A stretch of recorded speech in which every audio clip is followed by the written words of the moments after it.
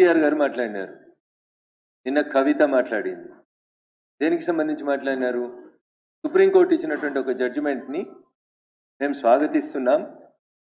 భారత ప్రభుత్వం, గుజరాత్ ప్రభుత్వం పరోక్షంగా భారత ప్రధానమంత్రిని విమర్శిస్తూ వాళ్ళకి చెంపపెట్టు, కన్ను విప్పు అని వారికి వచ్చినటువంటి పదాల కనికట్టుని ప్రయోగించేటువంటి ఒక ప్రయత్నాన్ని చేసిండ్రు ద గ్రేట్ రాహుల్ గాంధీ గారు, కేటీఆర్ గారు, కవిత గారు. ఈ ముగ్గురు కూడా ఒకటే లైన్లో మాట్లాడారు. కేసు ఏంది? బిల్కిస్ బానో కేసు లోపల సుప్రీంకోర్టు నిన్న ఒక జడ్జిమెంట్ చెప్పింది. దానికి సంబంధించి వీళ్ళంతా పెద్ద పెద్ద మాటలు మాట్లాడుతూ వచ్చినారు. నేను ఈ సందర్భంగా మీ ద్వారా మాట్లాడినటువంటి ఈ ముగ్గురు పెద్దల్ని, వాళ్ళ పార్టీకి సంబంధించినటువంటి నాయకుల్ని నేను ఒక మాట అడగదలుచుకున్నాను. ఈరోజు భారతదేశంతో పాటు ప్రపంచంలో ఉన్నటువంటి 150 దేశాలు రామ మందిర నిర్మాణం పూర్తయి ఈ నెల 22వ తారీఖున రాముని విగ్రహ ప్రాణ ప్రతిష్ఠ కార్యక్రమం కోసం ప్రపంచంలో ఉన్న 150 దేశాలు ఎదురు చూస్తుంది. రామ మందిర నిర్మాణం ఎట్లా జరిగిందో మీకు అందరికీ తెలుసు, దేశ ప్రజలందరికీ తెలుసు, ప్రపంచానికి అంతా. అక్కడ రామ మందిరం నిర్మాణం చేయమని జడ్జిమెంట్ ఇచ్చింది ఎవరు? ఈరోజు బిల్కిస్ బానో కేసులో జడ్జిమెంట్ గురించి మాట్లాడుతున్నటువంటి నాయకులారా, అక్కడ రామ మందిరం నిర్మించమని జడ్జిమెంట్ ఇచ్చింది కూడా the honourable Supreme Court of India. మరి దాన్ని ఎందుకు స్వాగతించారు? మీరు సుప్రీంకోర్టు జడ్జిమెంట్ని గౌరవిస్తూ భారత ప్రభుత్వం తప్పు చేసింది లేదా గుజరాత్ ప్రభుత్వం తప్పు చేస్తుందని మొరుగుతున్న కొంతమంది పెద్దలారా, ఈ రోజు నిర్మాణం పూర్తి చేసుకుంటున్నటువంటి రామ మందిర నిర్మాణాన్ని అక్కడ కట్టుమని చెప్పింది ఎవరు? The same honourable Supreme Court full bench చెప్పింది. నిన్న ముగ్గురు జడ్జిలే మాట్లాడినరు, ఇంకా దాని మీద 5 జడ్జిలకో 7 జడ్జిలకో అప్పీల్ పోవడానికి అవకాశం ఉంది. Still there is an appeal chance in Bilkis Bano case. But whereas in the case of the Rama Mandir, the honorable apex court of this country has delivered a judgment. Why can't you welcome it? ఇదే రాహుల్ గాంధీ, అదే రామారావు గారు, అదే కవిత గారు రామ మందిర విషయంలో supreme court ఇచ్చిన జడ్జిమెంట్కి అనుకూలంగా నిర్మాణం పూర్తి చేసుకున్నటువంటి రామ మందిర నిర్మాణాన్ని మేము స్వాగతిస్తా ఉన్నాం, దాని ప్రాణ ప్రతిష్ఠ కార్యక్రమంలో మేము పాల్గొంటామని మాట్లాడేందుకు నోరు రానటువంటి పెద్ద మనుషులు ఏమనుకోవాలి? మిమ్మల్ని రావణాసురుని వారసులు అనుకోవాలనా? శూర్పణఖలకు వారసులు అనుకోవాలనా? ఎవరి వారసులు మీరు? ప్రపంచంలో ఉన్న 150 దేశాలు, ఈ దేశంలో ఉన్న ఎపెక్స్ కోర్ట్ సుప్రీంకోర్టు ఇచ్చిన జడ్జిమెంట్ని తీర్పుకు అనుకూలంగా నిర్మించబడుతున్నటువంటి రామాలయం విషయం లోపల మీ నోర్లు ఎందుకు పెగులుతలేవు? భారత ప్రభుత్వం నిర్వహిస్తున్నటువంటి కార్యక్రమం కాదు. రామాలయ నిర్మాణ ట్రస్ట్ నరేంద్ర మోడీ గారిని ఏ రకంగా పిలిచిందో ప్రతిపక్షాలకు సంబంధించిన నాయకులను కూడా అదే రకంగా ఆహ్వాన పత్రికలు ఇచ్చి పిలిచింది. వస్తాము రామ అని చెప్పడానికి నోరు రానోళ్ళు బిల్కిస్ బానో కేసులో జడ్జిమెంట్ వచ్చింది. Why are opening your mouths? ఎందుకు మాట్లాడుతున్నారు మీరు? మీకు ఒకరికే కోర్టు అంటే గొప్ప, కోర్టు తీర్పు అంటే గొప్పనా? అందరూ కోర్టు తీర్పును గౌరవించాల్సిందే కదా. కొద్దిగా వెనకపోయిన రాహుల్ గాంధీ గారు, మీ నాయన చేసిన పని చెప్తా నేను. Because I'm N practising advocate, I would like to bring it to the notice of the enlightened society.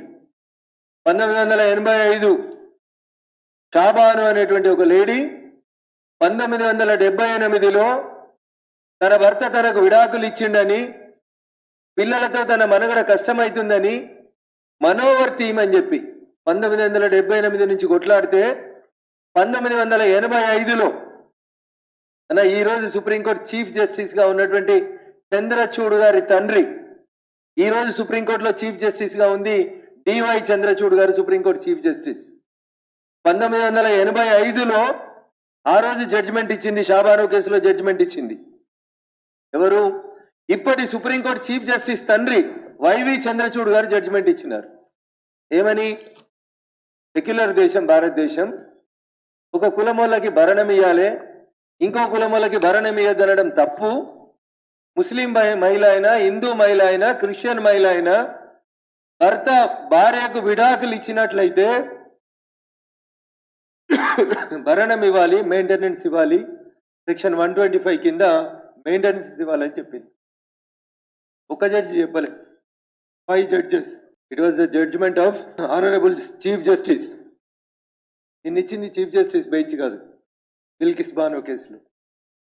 ఆ రోజు షాబానో కేసులో జడ్జిమెంట్ ఇచ్చింది సుప్రీంకోర్టు చీఫ్ జస్టిస్, ప్రస్తుత చీఫ్ జస్టిస్ గారి తండ్రి జస్టిస్ వైవి చంద్రచూడ్ గారు, రంగనాథ్ మిశ్రా గారు, టిఏ దేశాయి గారు, మన తెలుగు జడ్జి గారు కూడా ఒకరు ఉన్నారు, ఓ చిన్నపరెడ్డి గారు, ఈఎస్ వెంకటరామయ్య గారు.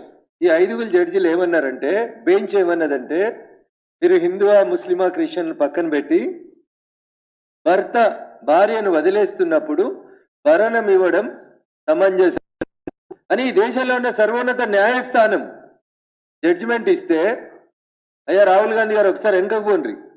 మీ నాయన ప్రైమ్ మినిస్టర్ గుండి 1986లో 85లో వచ్చినటువంటి సుప్రీంకోర్టు జడ్జిమెంట్ని నల్లిఫై చేస్తూ దాన్ని పక్కన పెడుతూ ఆ జడ్జిమెంట్ తప్పని చెప్తూ కాబానో కేసులో సుప్రీంకోర్టు 5 జడ్జిలు ఇచ్చిన బెంచ్ తీర్పుని పక్కన పెడుతూ ఒక ఆర్డినెన్స్ తెచ్చిర్రు. తర్వాత ఒక చట్టం తెచ్చిండ్రు. ఏం చట్టం తెచ్చిర్రు?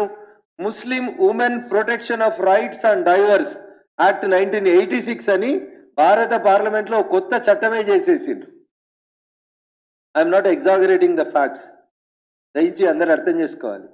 మేము ప్రజలకి విషయాన్ని వాస్తవాలు చెప్పేందుకు ప్రయత్నం చేస్తా ఉన్నాం.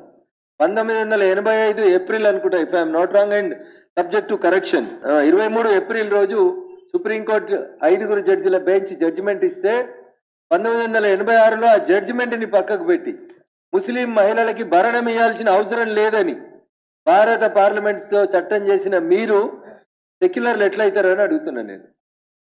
తనకు 3 పిల్లలని, తన భర్త వదిలేసిండని, వాళ్ళతో తనకు జీవనం గడవడం కష్టమవుతుందని ఒక పేద ముస్లిం మహిళ దాదాపు 7 సంవత్సరాలు కొట్లాడి సుప్రీంకోర్టును ఆశ్రయించి ఒక జడ్జిమెంట్ తెస్తే దాన్ని పక్కకు పారేసిండ్రు. ఇంకా చెప్తాను మీకు. అదే రాజీవ్ గాంధీ గారి క్యాబినెట్లో క్యాబినెట్ మంత్రి గవర్ననీయులు Arif Mohammad Khan, I'm not wrong, ప్రస్తుత కేరళ గవర్నర్ అనుకుంటేవారు. వారు అప్పుడు రాజీవ్ గాంధీ క్యాబినెట్ కి రిజైన్ చేసిండు. Being a Muslim I'm shameful. మా ముస్లిం మహిళలకు రావాల్సినటువంటి చట్టబద్ధంగా సుప్రీంకోర్టు ఇచ్చిన జడ్జిమెంట్ ని భారత ప్రభుత్వం వ్యతిరేకిస్తున్నందుకు నిరసనగా భారత ప్రధానికి నా రాజీనామా లేఖ పంపిస్తున్నాను అని ఆరిఫ్ మహమ్మద్ ఖాన్ గారు నాటి రాజీవ్ గాంధీ ప్రభుత్వంలోంచి రిజైన్ చేసి బయటికి పోయిండ్రు. నేను ఇదంతా ఎందుకు చెప్తున్నా అంటే, ఒక కోర్టు కేసులో ఒక రకంగా మాట్లాడడం, ఇంకో మాట్లాడడం, this is not called secularism. Secularism అంటే ప్రభుత్వము మతాలని ఒక మతపరంగా నడపకూడదు అనేది సెక్యులరిజం అర్థం.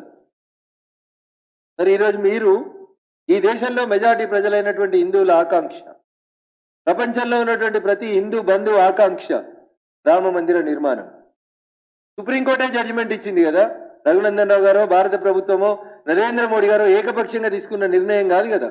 500 సంవత్సరాల పోరాటం తరువాత భారతదేశ సర్వోన్నత న్యాయస్థానం సుప్రీంకోర్టు తీర్పిస్తే రామ మందిర నిర్మాణాన్ని హిందూ బంధువులందరూ తమకు తోచినంత డబ్బులు ఇచ్చి కట్టిండ్రు.